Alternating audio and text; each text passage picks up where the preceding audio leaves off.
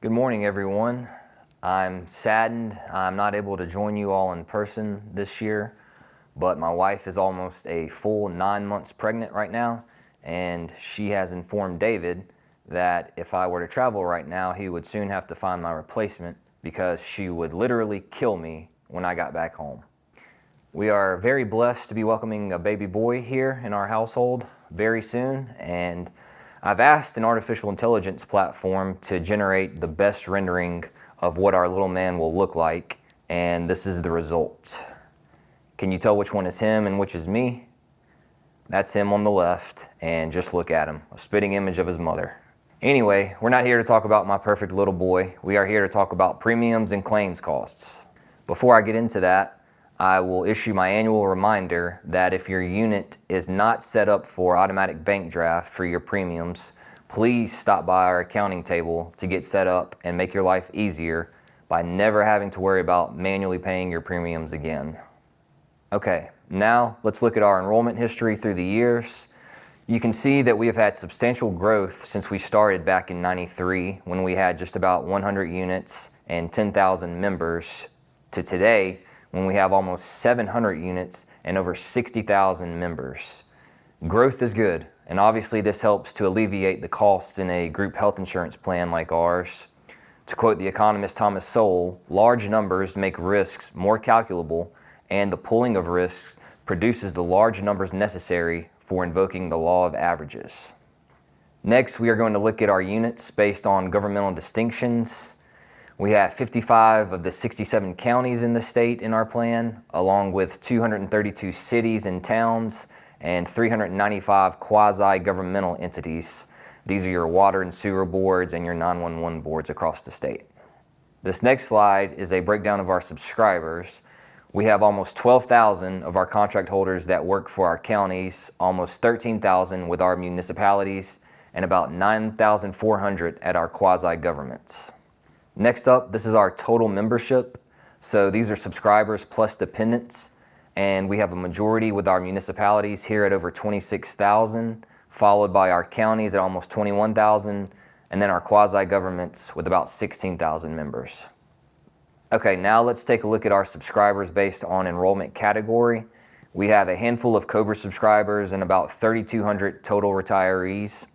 And obviously a vast majority of our contracts are active employees, with over 18,000 single contracts and over 12,000 family contracts. Here we have our total members broken down by subscribers and dependents, so about 32,000 contracts total, plus over 28,000 dependents, puts us at nearly 63,000 total members. Now we are going to compare our 2024 premiums to the national average. As you can see, our single preferred premiums are $165 cheaper per month, and our family preferred premiums are $715 below the national average. I'll have more on these in just a minute. First, let's look at our medical premiums through the years. We started off in 1993, and if you look closely, you'll see we had no rate increases for many years throughout the 90s and into the early 2000s. And that is when we really saw a large uptick in our membership. And then for 2025, we are at $609 for single medical premiums and $1,483 for family. Next up is our dental premiums through the years, and for 2025 we had $28 for single and $70 for family. Now I want to do a side-by-side of these medical premiums I just showed you compared to the national average through the years. You'll see we started out matching the national rates exactly, and steadily through the years subsequently we have continuously come in below the national increases, so that for the 2024 plan year we are well below in both single and family premiums. Our next slide looks at those same 2024 premiums for us and compares them to the average for other PPO plans in the southern United States. And again, we are well below those averages, over $200 below for single premiums and nearly $700 below on family premiums. Are you tired of winning yet? No? Okay then. Let's do one more comparison, this time at the state level.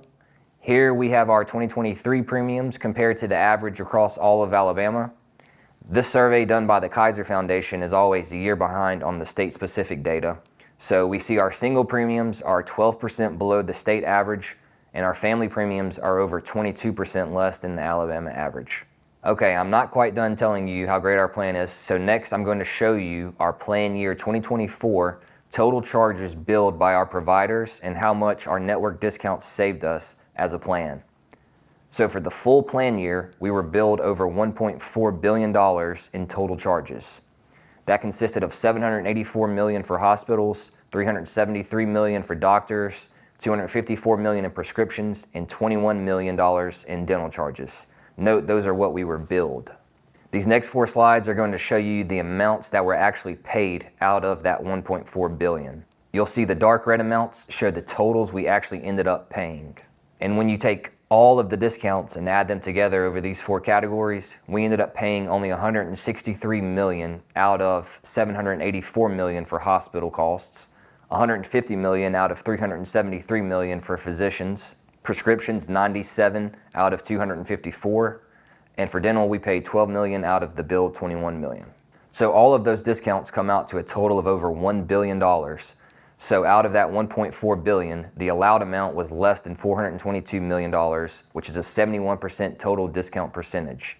So take a moment and just soak up this slide in all its glory and really see the savings we were able to achieve thanks to our large membership pool, along with the relationships we are able to maintain with all of our vendors and providers. Now, if you'll remember that $422 million number, this next slide is going to show you of that amount how much the plan paid and how much was picked up by our members out of pocket. So of that amount, you can see the plan picked up almost $360 million of the total allowed amount, while members paid under $62 million for an 85% plan paid percentage.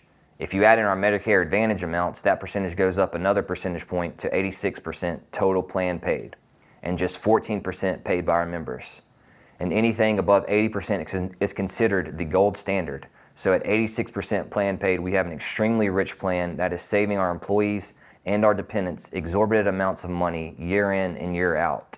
And no presentation by an accountant would be complete without a pie chart, so this slide just shows those percentages in graph form. Here you see the 71% total network discounts our plan is able to achieve, and then of the 29% allowed amount, 86% of that is picked up by the plan. And finally, if we look at where every dollar that we take in is spent, we have the following breakdown. Almost 40% goes to hospital claims, followed by 1/3 going to physicians, 17% is spent on prescription drugs, 7% on Medicare Advantage plan, 7% on our Medicare Advantage plan, and finally, dental claims and administrative expenses each make up 2%. So in summary, the local government plan has shown stable premiums for 33 years and counting now. As I mentioned, our single premiums are 22% below the national average. They are 27% below other PPO plans in the southern states, and 12% below the average of other plans in our state. Our family premiums show even greater savings than that, as they are more than 1/3 cheaper than the national average, as well as the PPOs in the South, and they are 22% below the Alabama average. You saw our significant provider discounts that account for 71% in total savings from the actual provider charges. And also, our cost sharing ratio, with the plan picking up 86% of the allowed charges, is quite a significant benefit to all of us in the plan. I want to thank you all for staying with me through all of these seemingly endless numbers and percentages I have thrown at you, but I hope I have adequately showed you just how fortunate we are to have such a thriving and robust plan. I hope to be with you all next year in person, when I will hopefully be caught up on my sleep, and I plan on having no less than 95% of my presentation consisting of pictures of my little man. Thank you all again, and have a great rest of your conference, unless Michelle has made me last, in which case I am between you and door prizes, and everyone hates my guts right now. Thank you.